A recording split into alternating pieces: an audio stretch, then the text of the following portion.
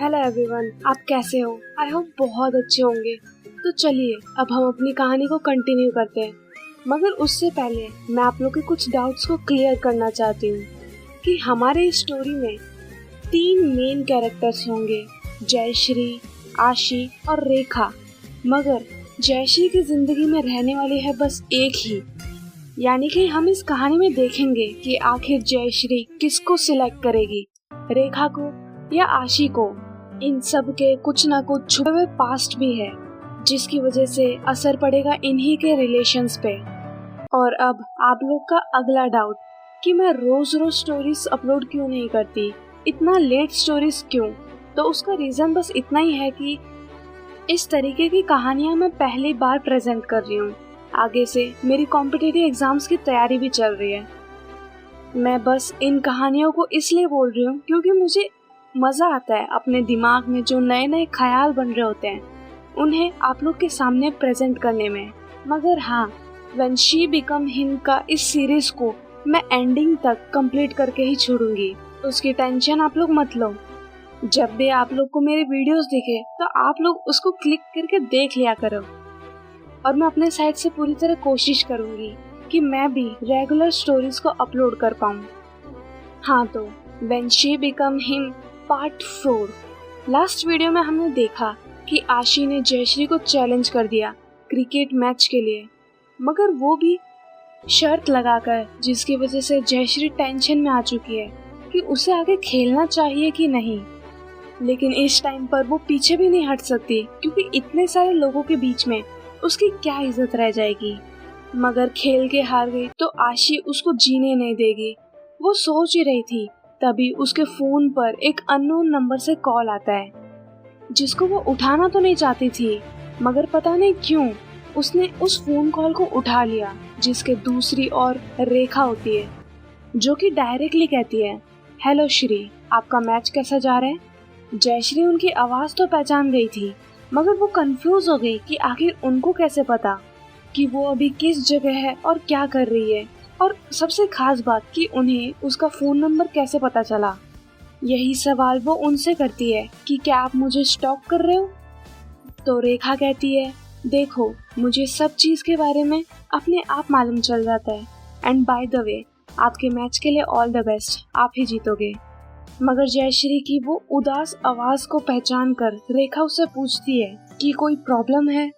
तो जयश्री अपनी प्रॉब्लम रेखा को शेयर कर देती है कि अपोनेंट टीम ने क्या शर्त रखी है। रेखा उसको दिलासा देती है कि आप टेंशन मत लो और बेफिक्र होकर खेलो, अगर कुछ होगा तो मैं हूँ ना। वैसे भी अभी तक आपने मेरी कितनी मदद की है, तो अब मेरी बारी, आई विल हेल्प यू। जिस चीज को सुनकर मानो जयश्री के मन में जो आशी का डर था वो गायब सा हो गया था, क्योंकि रेखा ने उसको दिलासा दे दिया। और जयश्री जानती भी थी कि रेखा एक पावरफुल इंसान तो है, वो कुछ भी कर सकती है। तभी उन लोग का मैच शुरू हो जाता है और जयश्री की टीम को सबसे पहले बैटिंग करने का मौका मिलता है। बाय द वे, जयश्री बहुत अच्छी प्लेयर थी। उसने अपनी बैटिंग की जो पोजीशन पिच पर शुरुआत से लेकर आखिरी तक बरकरार रखी थी, और उनकी बैटिंग खत्म होते ही जयश्री की टीम ने आशी को 10 ओवर में 140 रन का टारगेट दिया था। मगर इस पूरे मैच में पता नहीं क्यों आशी की नजर बस उसी पर टिकी हुई थी, मानो वो चाहती ही नहीं थी कि जयश्री आउट भी हो। मगर वो इस चीज को भी नहीं भूली थी कि वो हार नहीं सकती। और अब बारी थी आशी के टीम की बैटिंग की। जयश्री की टीम ने फील्ड पर अच्छी तरीके से अपना पोजीशन बना लिया। पूरा मैच एकदम फेयर चल रहा था, दोनों टीम्स के बीच में टक्कर का मुकाबला चल रहा था। मगर गड़बड़ तब होती है जब बैटिंग पर उतरता है नमन। ऑडियंस, आप लोग को मालूम होगा कि रेखा ने लास्ट एपिसोड में जिसको मारा था वही नमन। मगर उसका आशी से क्या कनेक्शन है, वो चीज आपको धीरे धीरे मालूम चल जाएगी। मगर आशी उसकी बहुत रिस्पेक्ट कर रही थी पूरे मैच में, मानो उसको नाराज ना करना चाहती हो। नमन के उतरते ही पता नहीं क्यों जयश्री के प्लेयर्स अच्छी तरीके से काम नहीं कर रहे थे। वो लोग बॉल ही नहीं पकड़ पा रहे थे। जैसे ही उनके पास कोई बॉल आती थी ऐसा लगता था कि वो लोग जानबूझ के मिस कर रहे हो। एक बॉल पर तो वो क्लियरली आउट था, मगर अंपायर ने उसको नो बॉल करके नॉट आउट दे दिया था, जिस चीज को देखकर जयश्री समझ गई थी कि उसने अंपायर को खरीद लिया है। अब आशी की टीम को एक बॉल में 6 रन बनाने थे।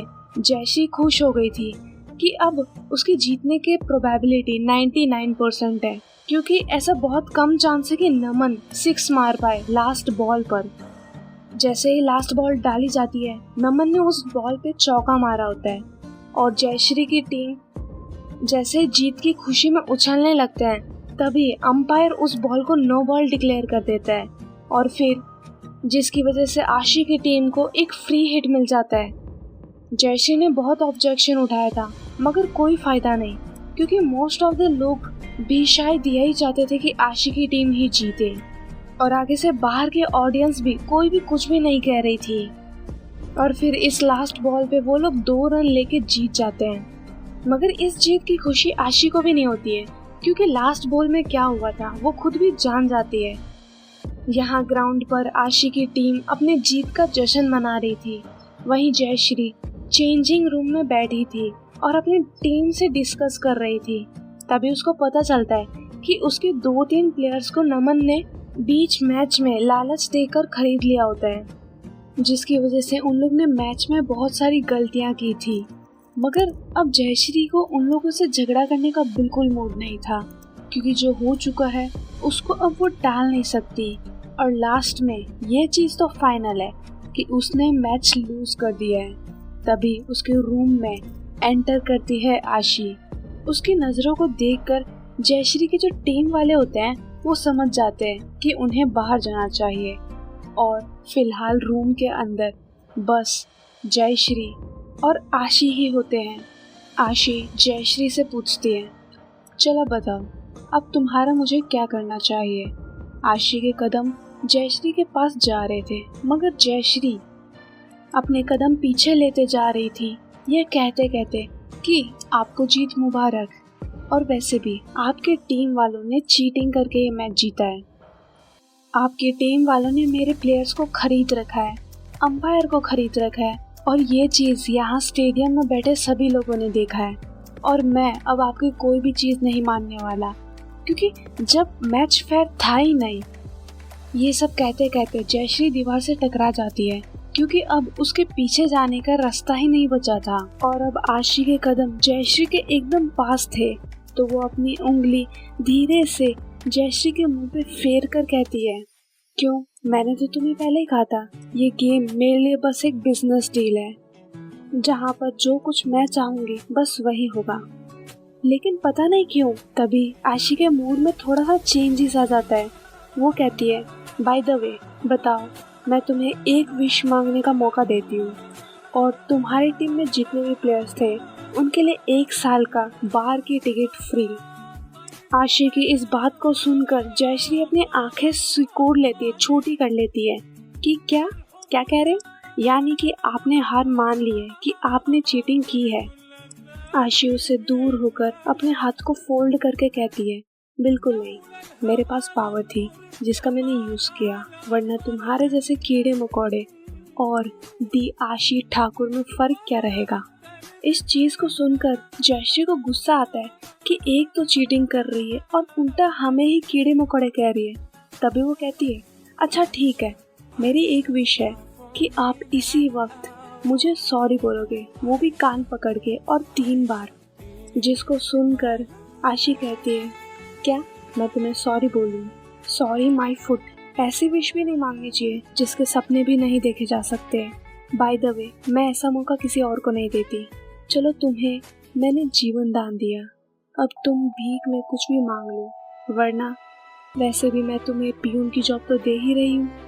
जिस चीज़ को सुनकर जयश्री को गुस्सा तो बहुत आ रहा था, लेकिन इस जगह वो अपना गुस्सा नहीं दिखा सकती थी, क्योंकि वो आशी का मुकाबला नहीं कर सकती थी। तो अब खुद का घाटा कराने से अच्छा कुछ फ़ायदा ही कर लिया जाए। तो वो कहती है, अच्छा ठीक है, मुझे आज से ही मेरी सैलरी में अभी से ही 10% का इंक्रीमेंट चाहिए, साथ में प्रमोशन भी, और हाँ, चाहे कुछ भी हो जाए, आप मुझे मेरी जॉब से नहीं निकाल सकते। जिस चीज़ को सुनकर आशी कहती है, by the way good deal, but तुम्हें नहीं लगता तुमने बहुत ज़्यादा ही विश मांग ली है? लेकिन मैं तुम्हारी विश को फुलफिल करती हूँ। So we will meet tomorrow in the office. ये चीज़ कहकर वो एक तीखी सी स्माइल पास करके उस रूम से बाहर चली जाती है, जिसको देखकर जयश्री शक में पड़ जाती है कि क्या उसने सही चीज़ मांगी है, कहीं कुछ गलत तो नहीं मांग लिया। और आशी मैम के दिमाग में क्या चल रहा है, वो इतना इजीली कैसे मान सकती है। अब सीन शिफ्ट होता है अगले दिन पर। जयश्री ऑफिस में पहुंचकर अपनी गाड़ी को पार्किंग में लगा रही होती है। तभी वहां पर एक वॉचमैन उसे रोक देता है और कहता है, सर आप गाड़ी कहीं और लगा दीजिए। तभी जयश्री कहती है, यहाँ पर क्यों नहीं, ये गाड़ी भी तो यहाँ खड़ी है। तो वो वॉचमैन कहता है सर ये मिस आशी की कार है, ये वीआईपी एरिया है। जो चीज़ सुनकर जयश्री एक लंबी सांस छोड़ती है और अपनी गाड़ी को कहीं और पार्क करके ऑफिस चली जाती है। जैसे वो ऑफिस में जाती है उसे इन्फॉर्म किया जाता है कि उसे आशी मैम ने अपने कैबिन में बुलाया है। फिर वो जैसे ही आशी के कैबिन में जाती है, आशी उसको एक फाइल पकड़ा देती है और कहती है, तुम्हारी सैलरी में 10% इंक्रीमेंट, साइन कर दो। जिस चीज़ को सुनकर जयश्री को कुछ समझ नहीं आता है कि आशी ने इतनी आसानी से उसकी सैलरी भी बढ़ा दी, और वो उन पेपर्स पे साइन भी कर देती है बिना पढ़े, क्योंकि उस टाइम वो कुछ सोच नहीं पा रही थी। जैसे ही साइन हो जाती है, आशी उन फाइल को ले लेती है और कहती है, welcome and good morning my personal secretary mister Shri. जिस चीज़ को सुनकर जयश्री कहती है, क्या, मैंने तो बस सैलरी बढ़ाना और प्रमोशन की मांग की थी। तभी उस रूम में एंट्री करती है सोनिया, जो कि आशी की सेक्रेटरी होती है। आशी उसको फाइल पकड़ाते हुए जयश्री को कहती है, जैसा कि तुम्हें सैलरी इंक्रीमेंट चाहिए और इतनी सैलरी तो मैं अपने पर्सनल सेक्रेटरी को ही दे सकती हूँ। वैसे भी तुम्हें तो प्रमोशन चाहिए था ना, तो मैंने तुम्हें प्रमोट कर दिया है और अब तुम इस जॉब से रिजाइन भी नहीं कर सकते, क्योंकि तुमने ऑलरेडी इस फाइल में साइन कर दिया है। वैसे भी तुम ही तो चाहते थे कि तुम्हें ऑफिस से ना निकाला जाए, तो लो, मैंने तुम्हारी सारी विश फुलफिल कर दी है। और अगर अब तुमने ये जॉब छोड़ी तो तुम्हें 50 लाख रुपए एज अ फाइन मुझे देना होगा, और अगले 1 साल तक तुम कहीं और भी काम नहीं कर सकते। सिक्योरिटी रीजन ना, कि तुम यहाँ के सीक्रेट और स्पेशली मेरे सीक्रेट कहीं और ना बता दो। ये कहकर वो थोड़ी देर साइड में चली जाती है। तभी सोनिया, आशी की सेक्रेटरी, जयश्री को धीमी आवाज में कहती है, मैम जो कुछ बोले उसे सही सही से करते जाना, बिना उन्हें गुस्सा दिलाए। और आज तक उनके पास उनका कोई भी पर्सनल सेक्रेटरी 1 महीने से ज़्यादा टिक नहीं पाया, और जिन्होंने उनकी जॉब छोड़ी उनकी आज सिचुएशन बहुत ख़राब है। और ट्राई कि तुम उनके सामने अपना गुड इम्प्रेशन बना के रखो। ये चीज़ कहकर वो सेक्रेटरी रूम से बाहर चली जाती है। एंड आशी वापस जयश्री के पास आकर उससे कहती है, अच्छा तुम्हारे में क्या क्या खूबी है, पहले तो मुझे ये बताओ, क्योंकि तुमने इससे पहले कभी भी किसी के सेक्रेटरी होने का काम नहीं किया है। तो जयश्री अपना गुड इम्प्रेशन बनाए रखने के लिए और अपनी जॉब खोने से बचाने के लिए कहती है, मैम मेरे पास पास्ट एक्सपीरियंस है, जिनकी वजह से मैं कह सकती हूँ कि मेरे अंदर पेशेंस बहुत ज़्यादा है। तो मुझे लगता है कि मैं आपके काम में आपसे अच्छी तरीके से डील कर सकती हूँ। जिस चीज़ को सुनकर आशी हल्की सी स्माइल कर देती है और अपनी सीट पर जाकर बैठ जाती है। फिर कहती है, अच्छा ठीक है, तुम उस दीवार के साइड मुंह करके खड़े हो जाओ और मुझे प्रूफ करके दिखाओ कि तुम्हारे अंदर पेशेंस है। तो जयश्री ऐसा ही करती है। अब आशी के कैबिन में बार बार लोग आते हैं, आशी से बात करते हैं, उससे मीटिंग करते हैं और जयश्री की तरफ देखकर बाहर चले जाते हैं। जिस चीज़ को देखकर जयश्री को बहुत ऑकवर्ड फील होता है, मगर अब वो कर ही क्या सकती है। आशी से पूछ भी नहीं सकती कि और कितनी देर उसे इसी तरीके से खड़े रहना होगा। ऐसे खड़े खड़े लंच टाइम ओवर हो जाता है और शाम के 7 बज जाते हैं, घर जाने का समय हो जाता है। वो उसी तरीके से दीवार को देखकर खड़ी थी। तब जाकर आशी उसे रूम से बाहर जाने को बोलती है। तो जयश्री उनसे पूछती है, तो मैम अब मैं इस जॉब के लिए सूटेबल हूँ ना, मैंने आपको प्रूफ कर दिया है। तो आशी कहती है, तुम डफर हो, इसे प्रूफ करना नहीं, बेवकूफ़ी कहते हैं। पूरे दिन तुमने यहाँ पे खड़े होकर क्या किया? चलो अब जाओ, कल सोनिया से पूछना कि पर्सनल सेक्रेटरी का क्या क्या काम होता है। जिस चीज़ को सुनकर जयश्री के दिल और दिमाग में आशी की वो डफर वाली बातें घूम रही होती है। जयश्री की तारीफ नहीं की, सिवाय उसकी इंसल्ट और उसको परेशान करने के अलावा। ये चीज़ सोचते सोचते अपना सामान पैक करके वो ऑफिस से बाहर चली जाती है और उसके अंदर इस टाइम फूट फूट कर गुस्सा भरा हुआ था। तभी उसको पार्किंग में आशी की गाड़ी दिखाई देती है, मगर वहाँ ना ही कोई कैमरा था और ना ही वॉचमैन था। तो पता नहीं क्यों उसके दिमाग में ये आइडिया आता है। वो उस गाड़ी के पास जाकर अपने बैग में से चाबी निकालती है और उस गाड़ी के पीछे से स्क्रैच करना शुरू करती है। स्क्रैच करते करते वो गाड़ी के फ्रंट तक पहुंच जाती है, मगर उसने बाहर के खतरे को तो देख लिया, मगर अंदर के खतरे को नहीं देखा था। उस कार के अंदर आशी बैठी होती है, वो अपने फ़ोन कॉल पर बिजी होती है। तभी उसे एक अजीब सी स्क्रैच होने की आवाज़ सुनाई देती है और उसे दिखता है कि उसके दूसरी ओर बाहर से कोई गाड़ी को स्क्रैच कर रहा है। एंड जयश्री जैसे ही कांच के विंडो पर कुछ लिखने लगती है चौक से, तभी वो विंडो डाउन होने लगती है। उस कार का विंडो प्योर ब्लैक था, जिसकी वजह से अंदर कोई बैठा है वो दिखाई नहीं देता है बाहर से। विंडो के डाउन होते जयश्री के शक्ल पे जो स्माइल थी वो अचानक से शॉक में बदल जाती है। उसकी आंखें उसी पोजीशन में आशी की आंखों से जाकर मिलती है और आशी दूसरी ओर से अपनी कार का दरवाजा खोलकर गुस्से में जयश्री की ओर बढ़ते हुए कहती है, ये तुमने क्या किया? जिस चीज को देखकर जयश्री वहां से भागने लगती है, मगर आशी ने उसका हाथ पकड़ लिया था और कहती है, 1 मिनट रुको। जयश्री कहती है, हाथ छोड़ो मेरा। अपने हाथ को छुड़वाते हुए आशी से कहती है, मगर आशी की पकड़ बहुत टाइट थी। तो वो कहती है, ओह, मैं तुम पर अपना समय क्यों वेस्ट करूं? तुम्हें तो अब पुलिस देखेगी, और हाँ, उस जेल से अगर तुम बाहर निकल गए ना तो मेरा नाम आशी ठाकुर नहीं। जयश्री कहती है, पुलिस स्टेशन? छोड़ो मुझे, वरना। तो आशी कहती है, वरना क्या कर लोगे तुम? तुमने मेरी गाड़ी पर ये काम करके मेरी इंसल्ट की है। तो जयश्री अपना हाथ झटके से छुड़वाते हुए कहती है, इंसल्ट तो आपने मेरी की है। आपने तो कभी इंसल्ट फील ही नहीं की है, वो भी अभी तक जिस दिन से मैं आपसे मिला हूँ।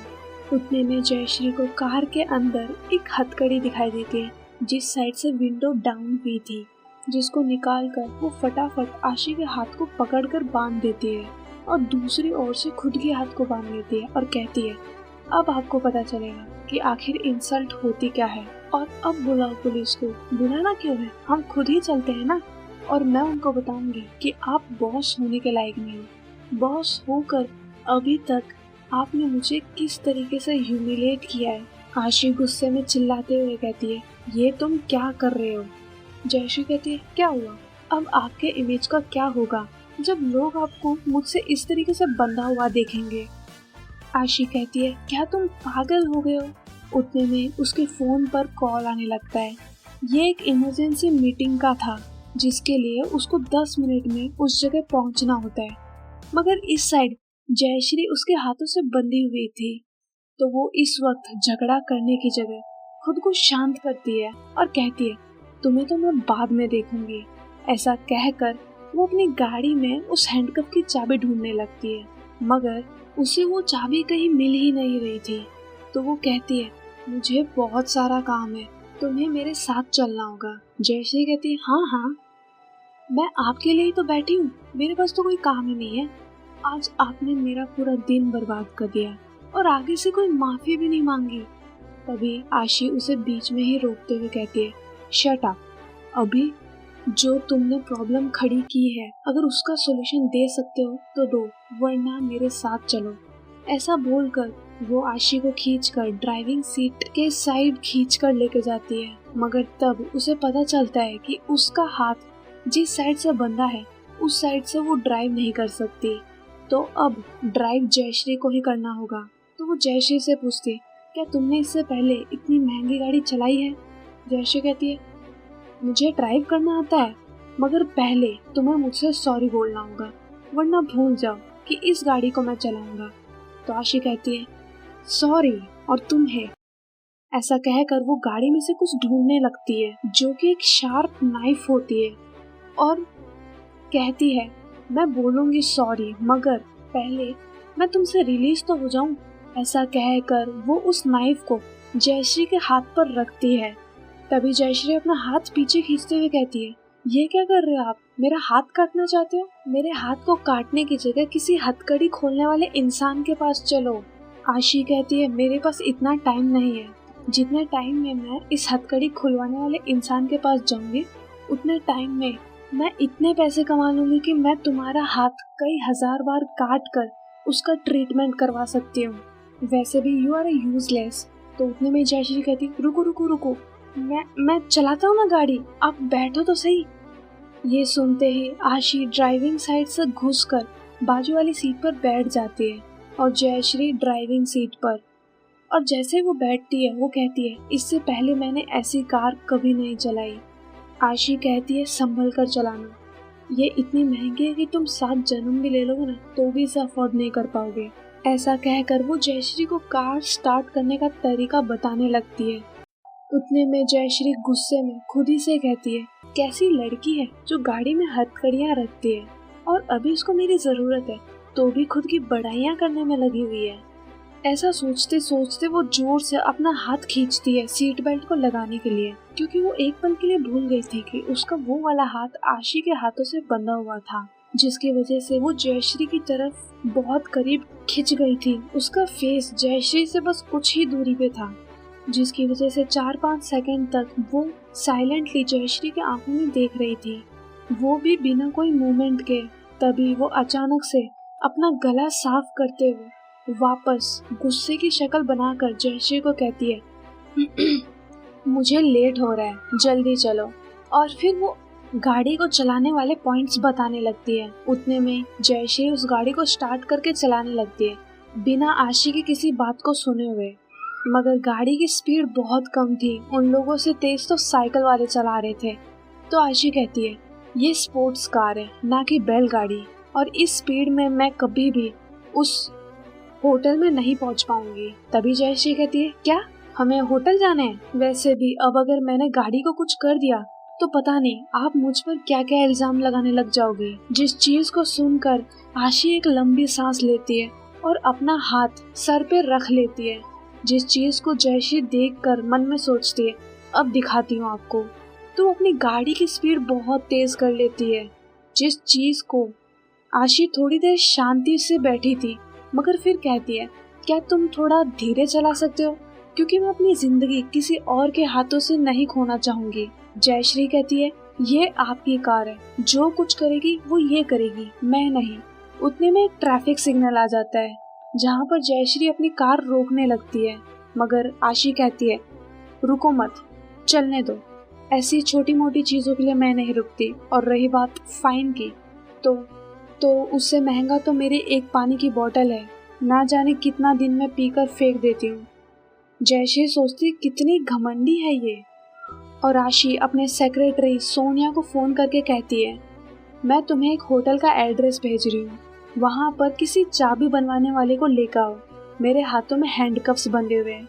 जिस चीज को सुनकर सोनिया टेंशन में आ जाती है, कहती है हैंडकफ्स? हाँ मैं लेकर आती हूँ। जयश्री पूछती है क्या हम पहले हैंडकफ्स खुलवाने वाले के पास नहीं जा सकते? आशी कहती है देखो मेरी एक इम्पोर्टेंट मीटिंग है, वो विदेश से आया हुआ है, अगर मैं लेट हो गई ना तो मैं उससे वापस कभी नहीं मिल पाऊंगी, तो तुम फटाफट होटल की तरफ चलो, इसे मैं खुलवा दूंगी।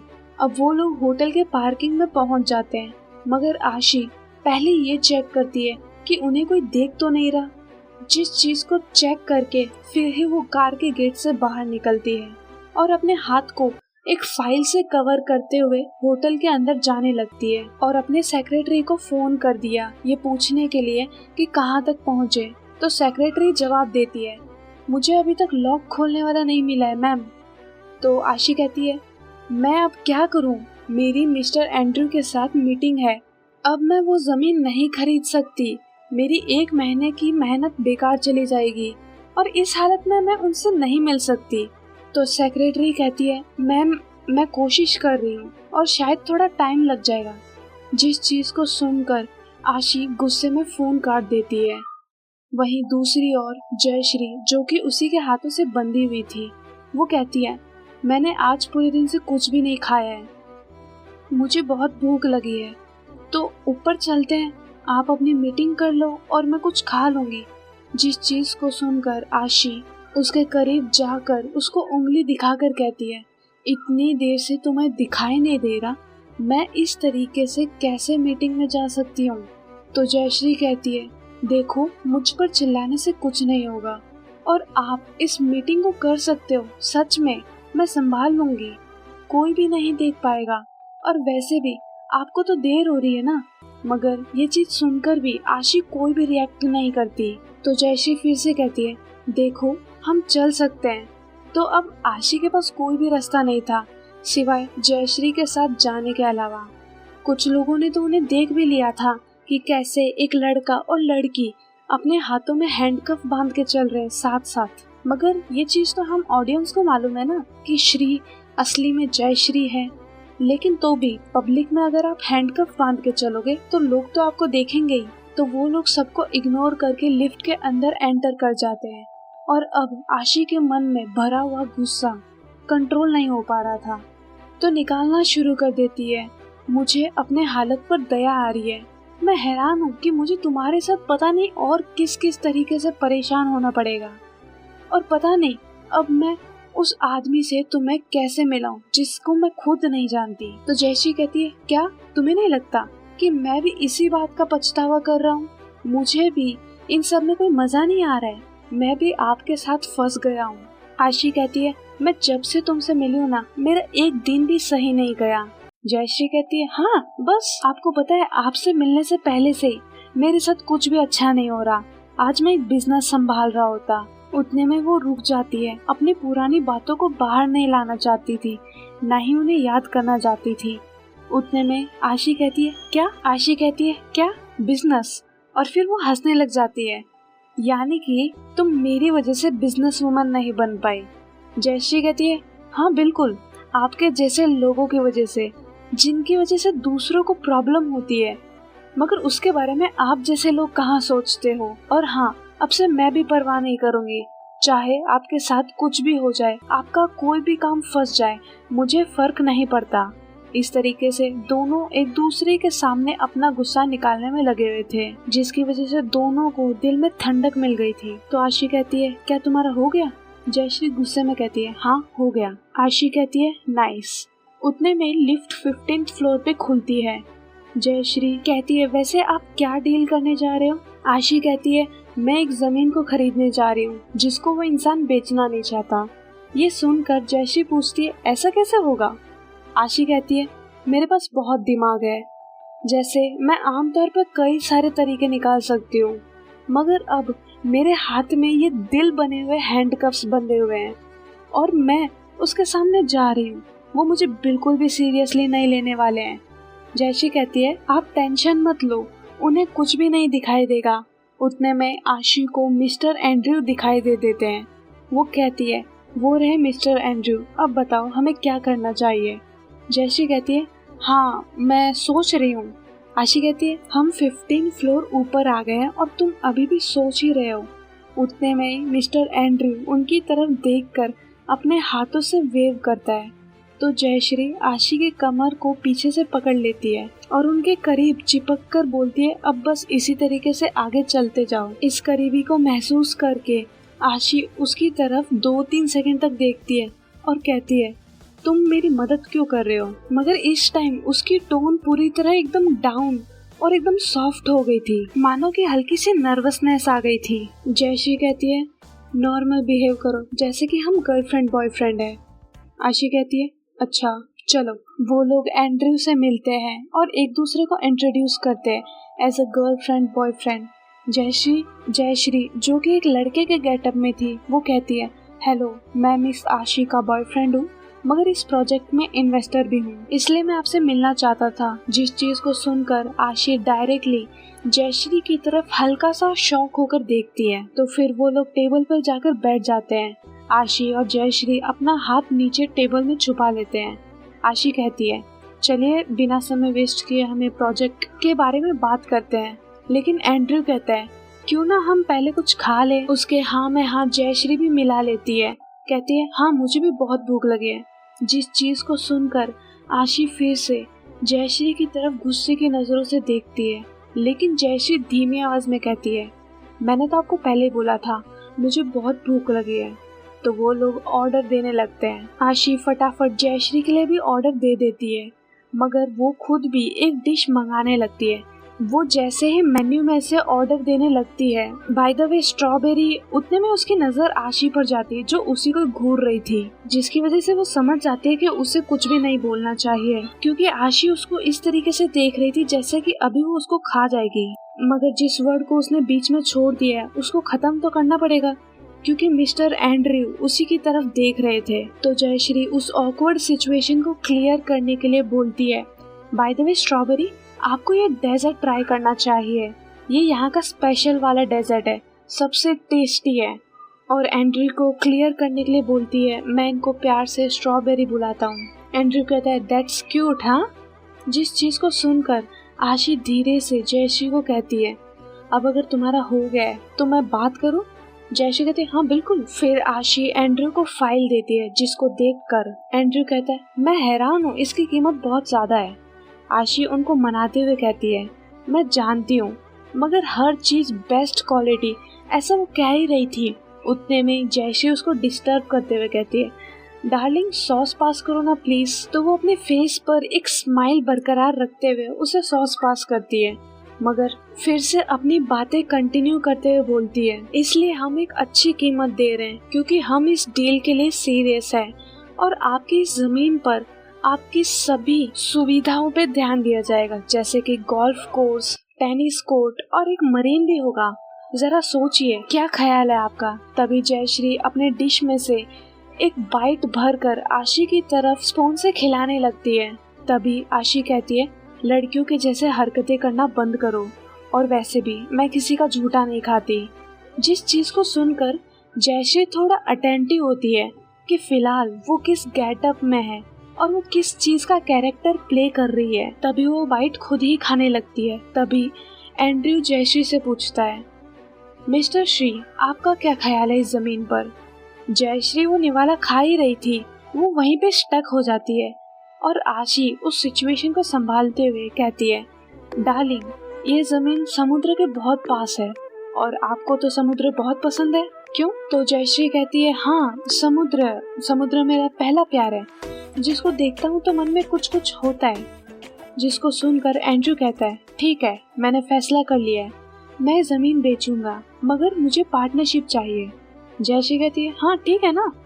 तभी आशी जयश्री के पैर पर मारकर कहती है, डार्लिंग, आपको तो पार्टनरशिप में काम करना पसंद ही नहीं है। तभी जयश्री कहती है, हाँ मिस्टर एंड्रयू, मुझे याद आया, मैं सभी प्रोजेक्ट्स को खुद ही मैनेज करना पसंद करता हूँ। तो एंड्रयू कहता है, तो ठीक है, मुझे फ्रेंचाइजी दे दो, वरना अगर मुझे कुछ मिल ही नहीं रहा तो मैं इस जमीन को क्यों बेचूं। मिस्टर श्री, अगर आप मेरी जगह होते तो क्या करते आप। जयश्री कहती है, अगर मुझे जमीन बेचने पर ना ही पार्टनरशिप ना ही फ्रेंचाइजी मिलती तो मैं जमीन नहीं बेचता। ऐसा सुनकर आशी उसकी तरफ देखकर बोलती है, डार्लिंग, लगता है तुम्हारे होठ पर कुछ लगा है। और वो उसके पास उसके होठ पर उंगली से साफ करते हुए अपनी आंखों से इशारे करती है कि क्या कर रहे हो तुम। जयश्री उसी की तरफ, तो जयश्री भी आशी को एक नोटी सी स्माइल देती है और आंखों से ऐसा इशारा करती है जैसे कि मैं अब तुमसे बदला लेने वाली हूँ, तैयार हो जाओ। और फिर जयश्री अपनी बातों को आगे कंटिन्यू करते हुए कहती है, पर मिस्टर एंड्रयू, मुझे लगता है कि आपको पैसों की जरूरत नहीं है, आप इस जमीन को इसलिए बेचना चाहते हो क्योंकि आपको मुझे लगता है कि आपको समुद्र के इधर जाकर सुकून मिलता है। और हाँ, सही है, वो कहीं भी नहीं मिलेगा।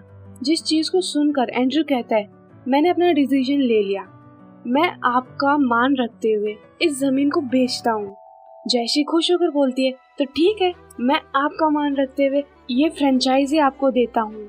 जिस चीज को सुनकर आशी, जो कि अभी खुश होकर पानी पी रही होती है, वो उसके गले में ही अटक जाता है। और फिर उस कंडीशन को जयश्री भी समझ जाती है तो वो खुद को क्लियर करते हुए कहती है, नहीं नहीं, पूरे प्रोजेक्ट का नहीं, बस इस समुद्र के एरिया का। अच्छा है ना? एंड्रू कहते हैं, हाँ डील पक्की। अब वो डील करके आशी और जयश्री उस होटल से बाहर निकल रहे थे, तो आशी जयश्री को घसीटते घसीटते बाहर ला रही थी। जयश्री कहती है, आप इतना गुस्सा में क्यों हो? एक तो आगे से मैंने आपका डील करवा दिया और उन्हें पता भी नहीं चला कि हमारा हाथ हैंडकफ से बंधे हुए हैं, जो कि वो देख नहीं पाए। आशी अपना जवाब देते हुए कहती है, तुमने फ्रेंचाइजी उनको दे दी, और जब मैं बोलती हूँ ना तब मैं किसी को भी नहीं बोलने देती, और मैं जो चाहती हूँ बस वही होता है। मगर तुम, और वैसे भी मैंने तो तुम्हें बात करने से मना किया था ना। जयश्री कहती है, एक्सक्यूज मी, आप मुझे ऑर्डर नहीं दे सकते क्योंकि फिलहाल मैं ऑफिस में नहीं हूँ, और मैं उस फ्रेंचाइजी को इसलिए ताकि वो खुश होकर आपसे डील कर ले। लेकिन अब देखकर मुझे पता चल रहा है कि आप कितनी लालची हो। आगे से मैंने आपकी डील करवाई और कोई थैंक यू भी नहीं। उतने में चलते चलते आशी को अचानक से थकान महसूस होती है, जिस चीज को देखकर जयश्री उससे पूछती है, क्या आप ठीक हो? आशी कहती है, मुझे अचानक से बहुत गर्मी लग रही है, क्या तुम मेरा बटन खोल दोगे? जयश्री कहती है, ठीक है, और वो उसके पास जाकर उसका कॉलर बटन खोल देती है, जो कि इस टाइम पर बहुत बड़ी चीज थी।